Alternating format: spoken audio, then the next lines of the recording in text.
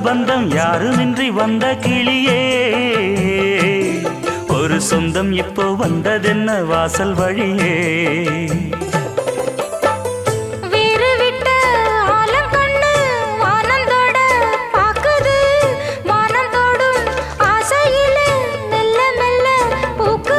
பூ பூவா பூக்க வச்ச